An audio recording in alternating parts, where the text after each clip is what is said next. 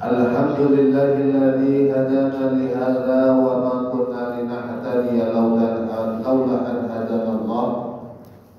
Allahumma shalli wa sallim wa barik ala sayyidina wa maulana Muhammad ibn Abdullah wa ala alihi wa ashabihi wa dzurriyyatihi wa man wala. Subhanakallahumma la ilma lana illa ma 'allamtana innaka antal alimul hakim wa tub 'alaina innaka antat tawwabur rahim. Rabbi shrah li sadri wa yassir li amri wahlul 'uqdatam min lisani yafqahu qawli. Allahumma iftah lana bil futuhil 'arifin. Bagaimana kabarnya bapak-bapak sekalian? Alhamdulillah. Alhamdulillah. Sehat ya Pak ya? Alhamdulillah. Dengan rahmat Allah, mari kita sama-sama bersyukur kehadiran Allah Subhanahu wa taala atas semua limpahan karunia kenikmatan yang Allah berikan kepada kita, sehingga pada malam hari ini kita bisa berkumpul dalam majelis ilmu setelah kita melaksanakan sholat maghrib berjamaah. Mudah-mudahan dengan amalia yang kita lakukan, Allah jadikan kita semuanya menjadi orang-orang yang bertakwa di sisinya. Amin. Salawat dan salam mudah-mudahan berlimpah surah kepada junjungan kita Nabi besar Muhammad sallallahu alaihi wasallam, suri tauladan kita, junjungan kita, yang kita berharap akan syafaat beliau khususnya nanti di yaumul qiyamah. Ma'asyiral muslimin, jamaah Masjid Jami'atul Khair yang mudah-mudahan dimuliakan oleh Allah Subhanahu wa taala. Kurang lebih ya 10 hari lagi ya Pak ya, kita akan melaksanakan puasa Ramadan. Insya Allah. Allahumma barik lana fi Rajab wa Sya'ban wa ballighna Ramadan. Kadang-kadang ustaz kita diputus, padahal itu doa dari Nabi. Allahumma barik lana fi Rajab, sebut aja Pak, fi Rajab wa Sya'ban dan Sya'ban wa ballighna Ramadan. Mudah-mudahan umur kita sampai bulan Ramadan. Karena kalau kita berbicara masalah umur, kita tidak tahu, benar nggak Pak? Kita tidak tahu. Tetangga kita yang biasanya ngobrol sama kita tiba-tiba dipanggil oleh Allah Subhanahu wa taala. Saudara kita yang biasanya ngaji ya Pak ya, yang kemarin biasanya duduk dekat Pak Jenderal situ dipanggil oleh Allah Subhanahu wa taala. Kan kita nggak tahu. Oleh karenanya Allah memerintahkan kita nanti untuk berpuasa di bulan Ramadan. Dalam Al-Baqarah kita sering mendengarkannya. Ya ayyuhalladzina amanu kutiba alaikumussyam. Wahai orang-orang yang beriman, kutiba ditulis sebenarnya. Ditulis itu ditetapkan. Para ahli tafsir mengatakan diwajibkan. Kutiba alaikumussyam, kepada kalian untuk melakukan ibadah puasa. Banyak ibadah puasa. Kalau kita lihat banyak orang-orang Yahudi, orang-orang Nasrani yang melakukan ibadah puasa, yang soleh-soleh, yang mereka itu yang baik-baik itu banyak melakukan ibadah puasa. Keyakinan saja yang berbeda, akidahnya berbeda, imannya berbeda. Maka Allah mengatakan kama kutiba 'alal ladzina min qablikum, sebagaimana saya mewajibkan kepada orang-orang sebelum kalian. Ternyata sebelum Rasulullah diutus oleh Allah untuk menjadi nabi dan rasul, umat terdahulu sudah diwajibkan oleh Allah untuk berpuasa. Kama kutiba 'alal ladzina min qablikum, untuk apa? La'allakum tattaqun, agar kalian menjadi orang yang bertakwa. Ini Pak intinya Pak. Menjadi orang yang bertakwa itu enak ya Pak ya. Insya Allah kita bagian daripada orang-orang yang bertakwa. Jangan melakukan perbuatan dosa, tinggalkan perbuatan dosa, kita menjalankan apa yang diperintahkan oleh Allah. Kan begitu Pak? Allahu Akbar, Allahu Akbar. Sholat maghrib, kita sholat maghrib. Ustaz, belum bisa untuk sholat berjamaah, sholat di rumah dulu. Ya Pak ya? Karena sholat berjamaah itu fardu kifayah menurut pendapat ulama kita. Memang ada yang mengatakan fardu ain. Ada seperti mazhab Hambal itu. Ulama-ulama yang mengatakan fardu ain, wajib individu sholat berjamaah itu di masjid. Kalau dalam umum kita, dalam mazhab Syafi'i itu mengatakan fardu kifayah. Sehingga ketika kita belum sempat untuk ke masjid, bisa sholat di rumah. Memang agak ringan Pak ya, agak ringan bisa sholat di rumah ya. Asalkan masih sholat Pak, jangan sampai sholat itu ditinggalkan. Allah perintahkan sholat, kita sholat. Allah mengeluarkan berzakat. Kalau kita ada kelebihan harta, kita zakat. Makanya kalau gaji yang sudah 8 juta, 9 juta jangan tidak dizakatkan, dizakati ya Pak ya. Memang secara hukum nggak ada ditemukan dalam hadis, dalam Al-Quran zakat profesi itu nggak ada Pak. Makanya ulama berbeda, ada yang mengatakan wajib, ada yang mengatakan tidak. Kalau MUI mengatakan wajib, bisa dicicil setiap bulan. Ya kan Pak? Gaji yang 8 juta, 10 juta diwajibkan Pak, biar berkah. Biar berkah. Memang ada terdapat beda ulama Pak, ada yang mengatakan tidak wajib dizakatin karena nggak ada dalilnya. Zakat profesi itu nggak ada dalilnya secara nas. Yang ada itu ya ternak, berdagang, ya Pak ya, bertani, kemudian apa lagi Pak? Lukoto barang, temuan emas.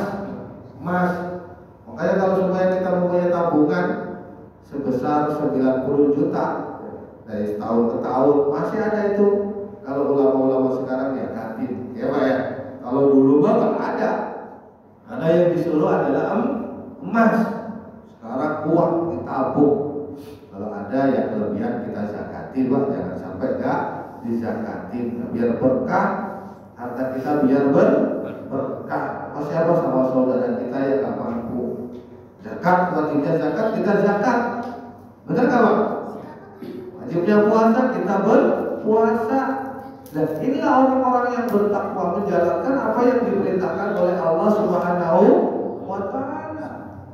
Nah, bagaimana caranya kita puasa kita agar sah di hadapan Allah? Makanya harus ada ilmunya. Jangan asal berpuasa saja. Maka para ulama membuat rumusan yang baku tentang puasa tersebut. Wajib, syarat wajib bagi orang yang berpuasa siapa saja? Para ulama mengatakan ada 4 syarat wajibnya. Siapa saja? Islam. Maka orang Islam harus berpuasa. Kalau nggak Islam ya silahkan. Karena orang kafir tidak ada kewajiban, karena mereka sudah dalam kondisi dimurkai oleh Allah. Orang Islam wajib berpuasa. Kemudian orang yang berakal itu wajib berpuasa. Kemudian orang yang balik, yang sudah mengeluarkan sperma, itu wajib berpuasa. Itu bilang dalam Islam itu mukallaf, orang yang berbalik dan berakal. Kemudian siapa lagi? Orang yang mampu untuk menjalankan puasa tersebut secara wajib. Makanya kalau seumpamanya ada orang yang sakit menahun, tidak diharapkan sembuhnya, boleh tidak berpuasa. Katakanlah kita punya saudara Pak ya, sakitnya menahun, nggak sembuh-sembuh. Kalau dibuat puasa malah sakit, boleh tidak berpuasa, tapi membayar fidyah. Bayar fidyah 1 hari 1 mud. Katakanlah 1 mud itu berapa ya? Kita agak longgarkan dikit, katakanlah buat 3 kali makan ya Pak ya. Sebenarnya 1 kali makan, tapi ya buatlah 3 kali makan. 30.000 padan yang 10.000 dapat ya Pak ya. Kemudian 10.000 30.000 lah paling enggak. Atau kalau yang punya rezeki banyak lebih, katakanlah dihitung 50.000 lah ya Pak ya, punya duit banyak. Karena saudara itu nggak ada, kata dokter nggak bisa diharapkan kesembuhannya, sakit nggak kuat kalau puasa, dia tapi boleh tak berpuasa. Kemudian bayar fidyah. Orang tua, kita punya orang tua yang usianya sudah sepuh benar, nggak kuat untuk puasa Ustaz, boleh nggak berpuasa, tapi kita bayar fidyahnya. Kalau nggak mampu bayar 1 mud ya Pak ya, nggak mampu untuk puasa. Gimana Ustaz kalau sebenarnya kita nggak mampu, mampunya aja 10.000, ya bayar saja 10.000, dihitung 30 hari berarti 300.000.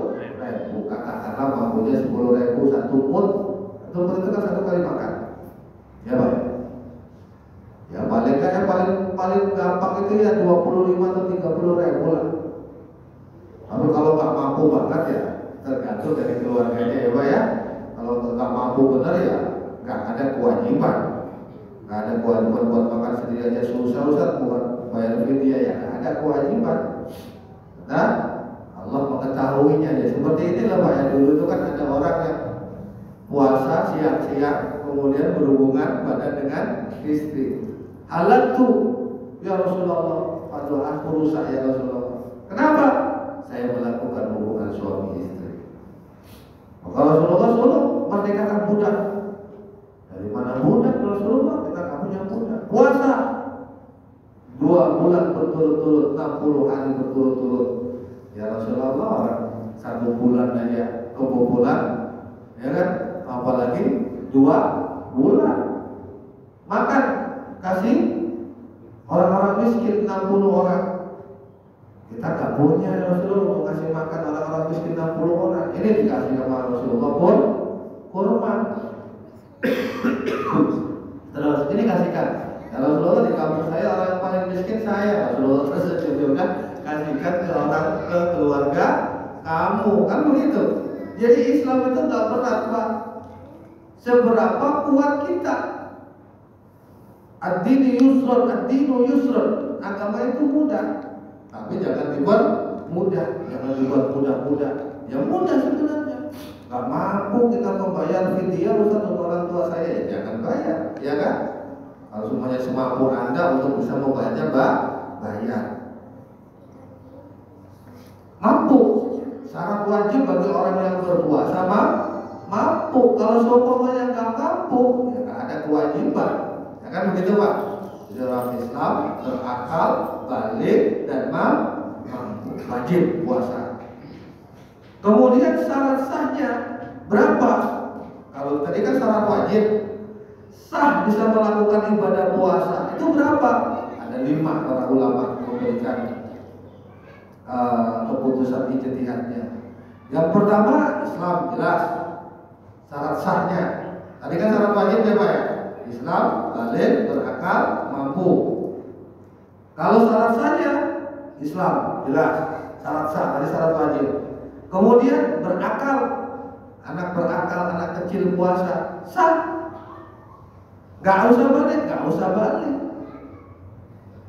Jadi kita punya anak umur 9 tahun puasa sah puasanya. Asalkan memenuhi kriteria puasa. Kemudian apalagi an-niqau anil haid, bersih daripada haid dan nifas. Kenapa haid dan nifas itu penghalang untuk melakukan ibadah puasa? Kalau ada sebesar karena berhubungan dengan istri Ustaz, malam-malam berhubungan tiba-tiba lupa sahur, tiba-tiba kedengaran azan dari masjid, bagaimana? Gak apa-apa, ya Pak ya, gak apa-apa, Bapak tinggal mandi langsung bersuci, udah beres, selesai. Tapi kalau di tengah perjalanan haid, udah batal dengan sendiri, atau melahirkan nifas, dengan batal dengan sendirinya.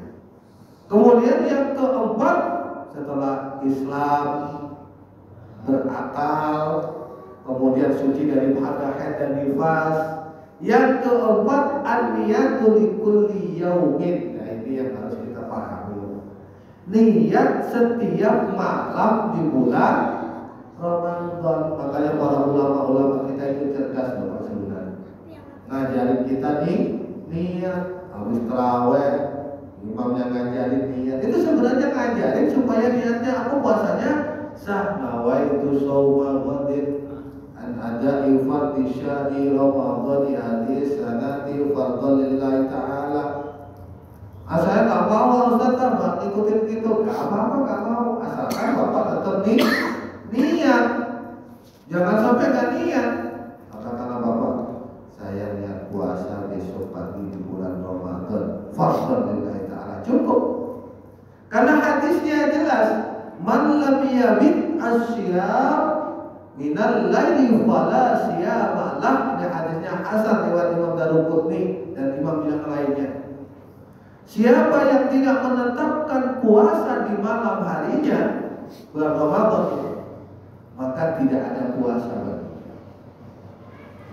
Bapak-bapak lupa, nggak niat puasa. Niat gak niat, lupa gak niat puasa, maka tidak ada nilai pahala puasanya gak sah. Puasanya gak sah. Tapi bukan berarti boleh buka, Pak. Para ulama tetap dia puasa, tapi puasanya gak dianggap puasa Ramadan. Maka niat ini adalah sesuatu ketentuan yang harus kita lakukan karena syarat sah. Syarat man lam yabit asyam minal lail fala syiyama lah. Barang siapa yang tidak menetapkan di malam harinya berpuasa, maka tidak ada puasa baginya, kata Nabi. Maka niat itu wajib. Gak mau ikut niat yang di tarawih gak apa-apa, asalkan Bapak niat, saya niat puasa besok pagi bulan Ramadan lillahi ta'ala. Gitu ya Pak ya. Gimana Ustaz, kita mah sering gak tarawih, kadang-kadang sering gak ngikutin imam. Gimana Ustaz? Ada pendapat yang meringankan kita Pak, para ulama. Ikutin Imam Malik. Imam Malik bagaimana? Niat 1 bulan puasa, 1 bulan penuh berpuasa, 1 bulan penuh berpuasa. Jadi pada waktu awal Ramadan, setelah pemerintah menetapkan besok bulan Ramadan berpuasa, ya Pak ya, para ulama langsung kita niat, saya niat puasa Ramadan 1 bulan penuh mengikuti Imam Malik fardhan lillahi ta'ala. Ketika kita di malam-malam selanjutnya ada yang lupa, para ulama mengatakan sudah tercover dengan niat 1 bulan penuh itu. Jelas Pak? Jadi kalau katakanlah hari ke-7 bapak-bapak lagi kerja, nggak sempat sholat tarawih, kemudian pulang sholat langsung tidur, tiba-tiba bangun subuh, kan belum niat tuh, maka sudah tercover di niat yang pertama tadi. Ya Pak ya, niat 1 bulan penuh sudah tercover, 1 hari 2 hari sudah tercover karena niat yang difatwakan oleh Imam Malik puasa 1 bulan penuh. Makanya kalau semuanya nanti Pak puasanya begitu niatannya Bu ya, niat 1 bulan penuh mengikuti Imam Malik fardhan lillahi ta'ala, gitu ya Pak ya. Ajak anak-anak, ayo kita niat 1 bulan penuh. Saya niat puasa Ramadan 1 bulan penuh mengikuti pendapat Imam Malik fardhan lillahi ta'ala. Kemudian setiap harinya niat. Kalau terjadi lupa, insya Allah sudah tercover. Para ulama memberikan kemudahan kepada kita. Kita ikuti Pak ya. Daripada nanti kita puasa tapi nggak ada nilainya, maka kita ikuti pendapat yang mudah tadi. Insya Allah.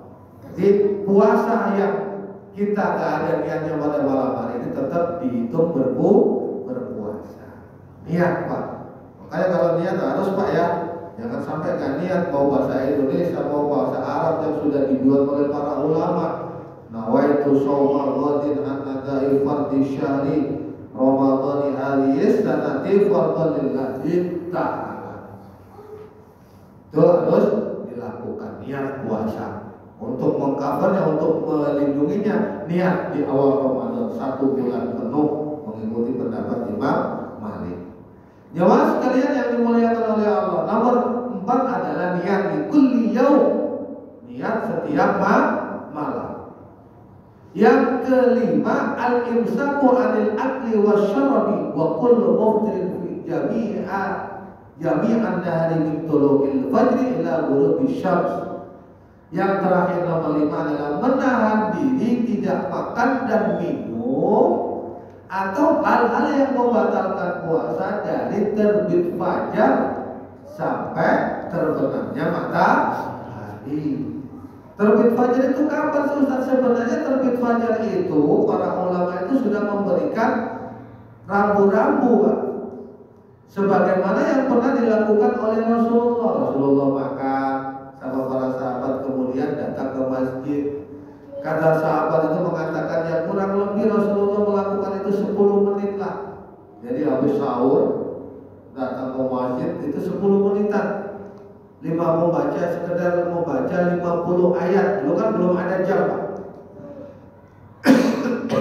Waktu ditentukan oleh matahari. Jadi perkiraan sahabat ya kira-kira membaca 50 ayat. Kalau semuanya dikonversi dengan sekarang ya kira-kira 10 menitan. 10 menit sebelum azan itu waktu imsak.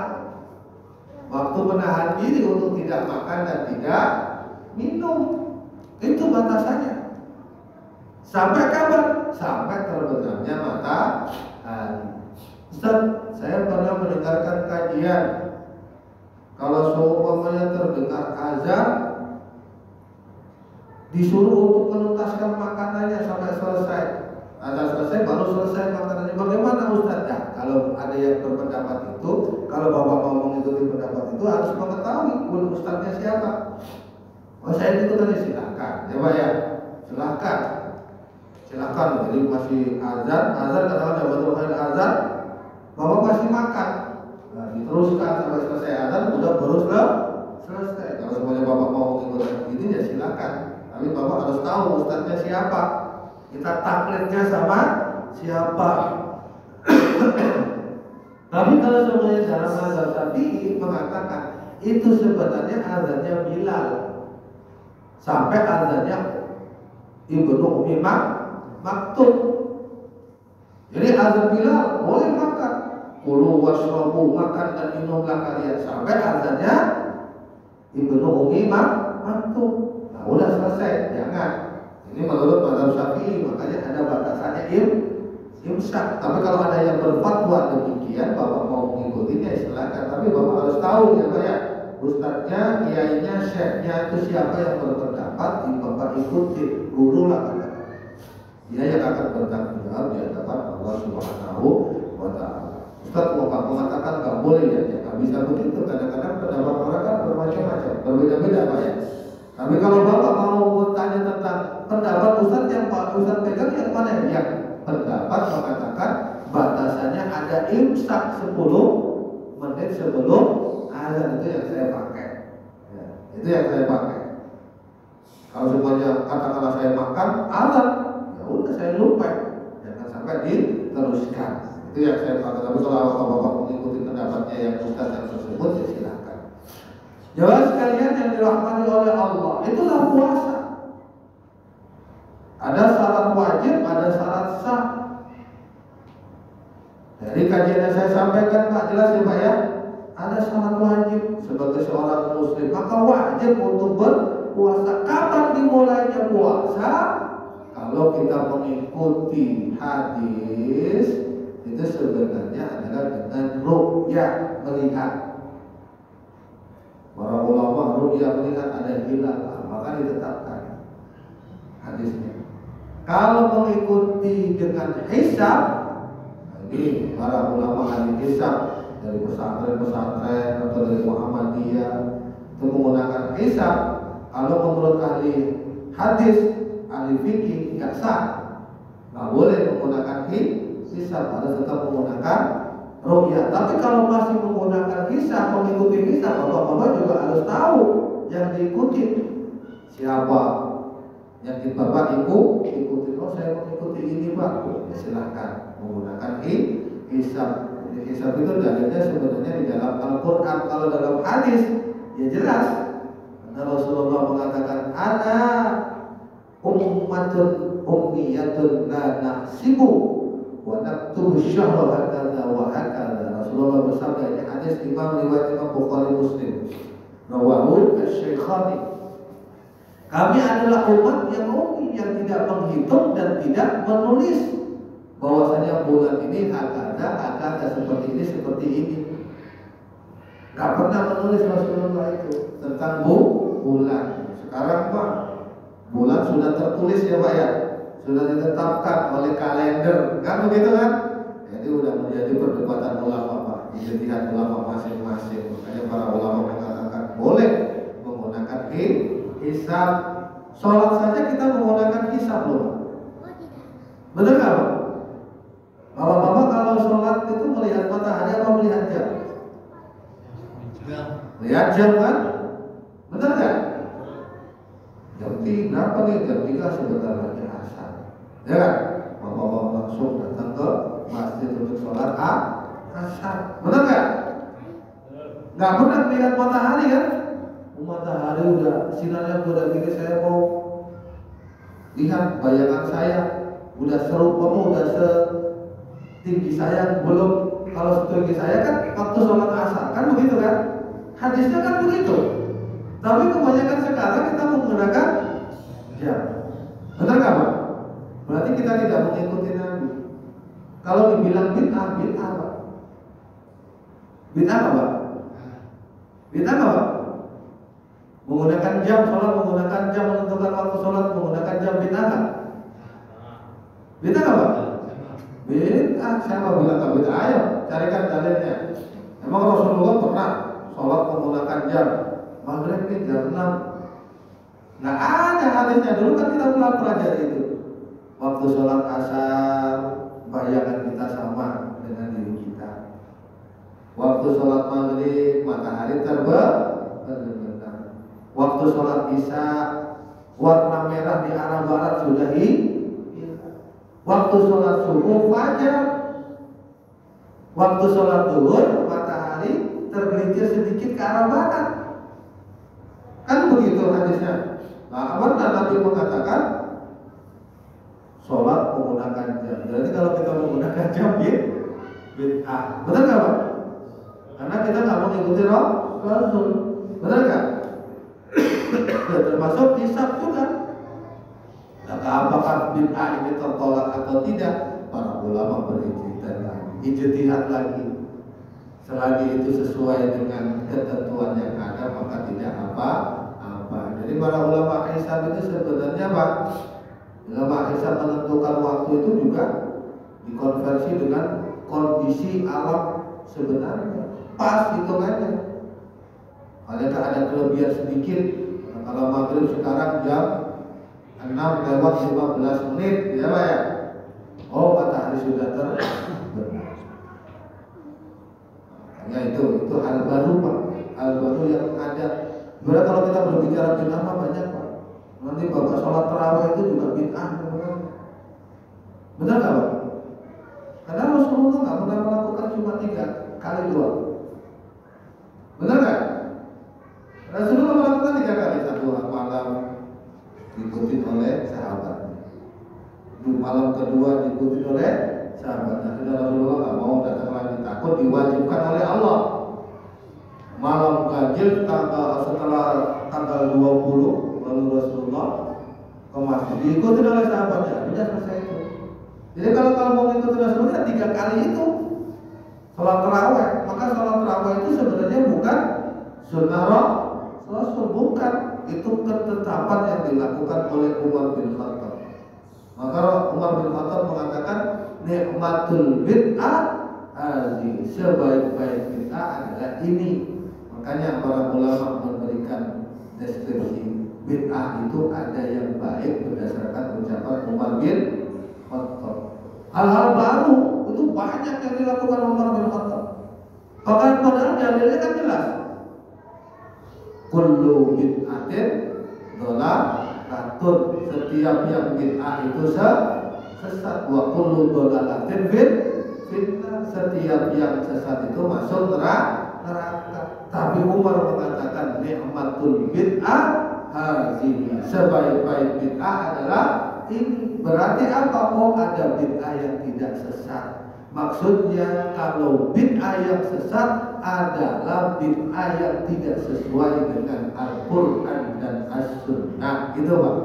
Kan dalam hadis itu dijelaskan, man ahdatsa fi amrina ma laisa hada fahuwa raddun. Siapa yang memperbarui urusan agama yang tidak ada dasarnya, fahuwa raddun, maka tertolak kalau tidak ada dasar. Tapi kalau ada dasar yang menguatkan, maka itu tidak apa-apa. Ini yang jarang diketahui oleh orang-orang. Dibilang semua bid'ah itu sesat. Tapi kalau semuanya dibilang bid'ah itu sesat, hampir semuanya kita itu melakukan bid'ah. Hampir. Sholat aja sudah bid'ah tadi ya. Semangat ya Pak menggunakan waktu jam. Bid'ah kan? Bid'ah. Benar kan?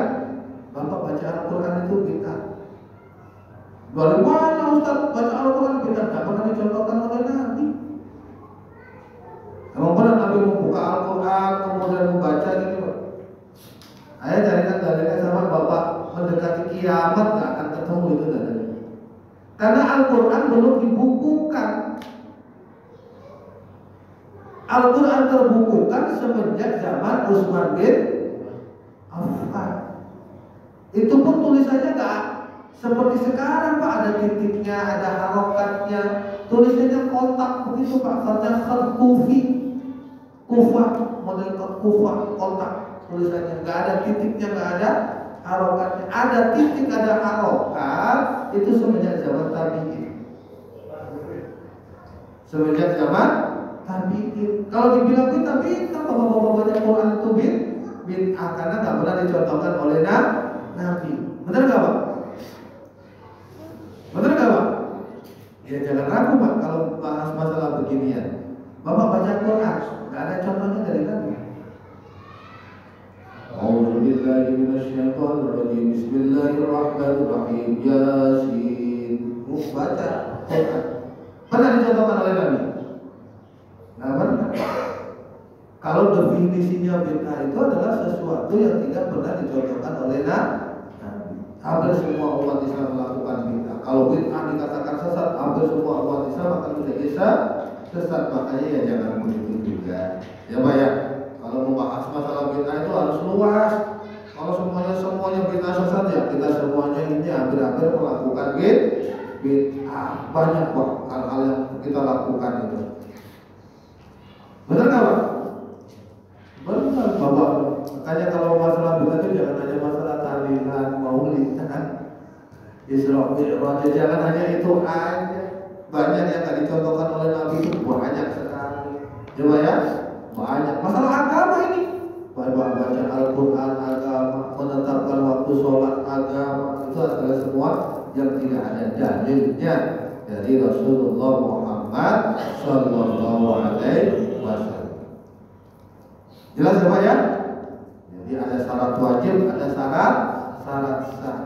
Kenapa kita disuruh berpuasa? La'allakum tattaqun. Puasanya yang bagaimana Ustaz? Yang tidak hanya menahan makan dan minum saja atau sesuatu yang membatalkan puasa, tetapi puasanya, makannya puasa, lidahnya puasa, kupingnya puasa, tangannya puasa, kakinya puasa, matanya jangan disuruh diajak melihat yang bening-bening. Sulit Ustaz kalau di kantor, benar nggak Pak? Kalau di kantor kan banyak yang bening-bening yang berdandan gitu, akhirnya mata tertarik. Jangan dibuat melihat begitu sampai bekas, jangan. Nah kalau tetap nggak sengaja, namanya nggak sengaja, tapi jangan sampai ada hasad nafsu, itu yang nggak boleh. Menahan untuk tidak melakukan dosa. Kupingnya jangan dibuat untuk mendengar gosip, jangan. Ya Pak ya. Mulutnya jangan dibuat untuk ngegosip, ngomong orang, maki orang, jangan.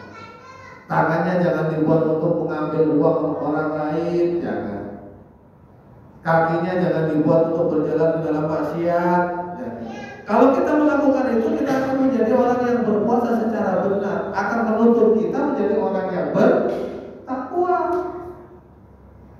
Makanya Rasulullah kan mengatakan, kam min sha'imin laisa lahu jazaa'un ju' wal 'atas. Dalam hadis kan disebutkan, banyak orang yang berpuasa yang tidak mendapatkan pahala puasa. Kam min sha'imin laisa lahu jaza' illal ju' wal 'atas. Tidak ada bagi yang mendapatkan pahala kecuali lapar dan dahaga. Dalam hadis kan itu, ya enggak? Kalau semuanya ada yang kebelasan tidak, ada yang kurang ininya, dibenarkan Pak ya. Banyak orang yang berpuasa, yang benarnya yang apa, yang terjemahannya aja. Banyak orang yang berpuasa tidak mendapatkan pahala puasa kecuali lapar dan dahaga. Karena apa?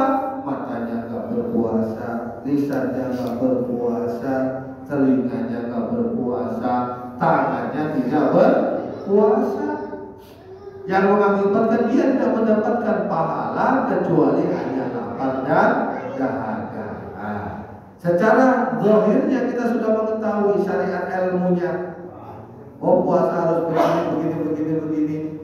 Secara batinnya kita juga harus menguasai, mengetahui bahwasanya anggota tubuh kita harus benar-benar berpuasa untuk mendapatkan ridho Allah Subhanahu wa Ta'ala. Insya Allah ya Pak ya, agar kita menjadi orang yang bertakwa.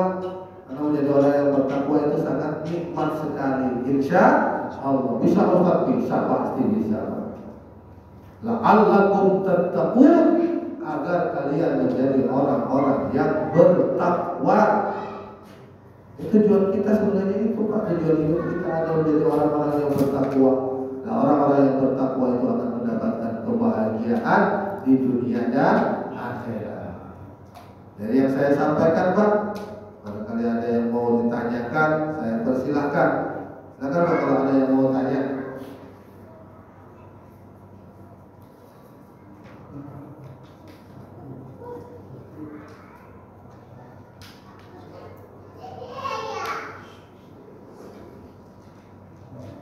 Kurang 1 menit lagi Pak.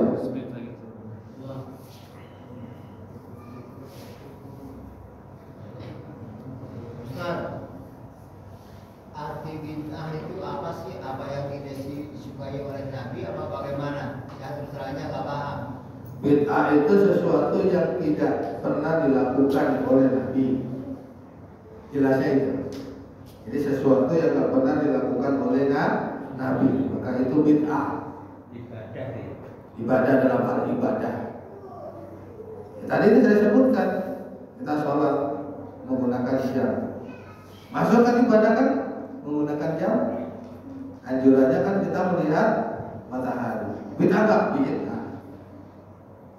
Permasalahannya ada yang bagus, ada yang tidak. Kalau yang masih bagus itu masih diperbolehkan. Buktinya Umar bin Khattab melakukannya, mengumpulkan orang berkumpul melakukan sholat tarawih. Nah, itu kan bagus, maka itu boleh. Dicarikan dalilnya yang lain. Oh, ternyata tidak bertentangan dengan dalil yang maka itu boleh. Bukan yang tidak disukai oleh Nabi. Bukan. Kalau tidak disukai oleh Nabi belum tentu itu terlarang. Contohnya Rasulullah pernah datang ke suatu kampung. Kemudian kampung tersebut makan daging dog, biawak gurun. Biawak tapi gurun. Rasulullah dikasih nggak mau karena nggak suka gurun. Tapi tidak haram karena Rasulullah tidak mengharamkan. Ya Pak ya. Jadi sesuatu yang tidak disukai oleh Nabi itu belum tentu juga menjadi standar tidak boleh. Buktinya Rasulullah tidak makan daging dog karena beliau tidak suka. Maka daging dog itu tetap halal karena beliau tidak melarangnya. Jadi bid'ah itu sesuatu yang tidak pernah dicontohkan oleh Nabi, ya kan? Tapi bukan berarti sesuatu yang tidak pernah dicontohkan oleh Nabi menjadi sesat semuanya. Kalau menjadi sesat semuanya, kita hampir melakukan bid'ah. Hampir melakukan bid'ah. Bapak sholat tadi aja sudah melakukan bid'ah dengan melihat jam, itu sudah bid'ah. Sholat tarawih 1 bulan penuh udah bid'ah itu, karena tidak dicontohkan oleh Nabi. Tapi apakah yang tidak dicontohkan oleh Nabi itu boleh atau tidak? Nah, itu harus cari dalil yang lain. Maka para ulama mendeskripsikan itu semuanya. Imam Syafi'i mengatakan bid'ah itu ada yang baik, ada yang jelas ya Pak ya? Mudah-mudahan bermanfaat untuk sekalian. Masuk sudah waktu Isya. Mohon maaf saya tidak bisa sholat di sini karena ada pengajian tempat lain. Akhirnya dengan doa kafaratul majlis. Subhanallah wa bihamdika. Assalamualaikum warahmatullahi wabarakatuh. Waalaikumsalam warahmatullahi wabarakatuh.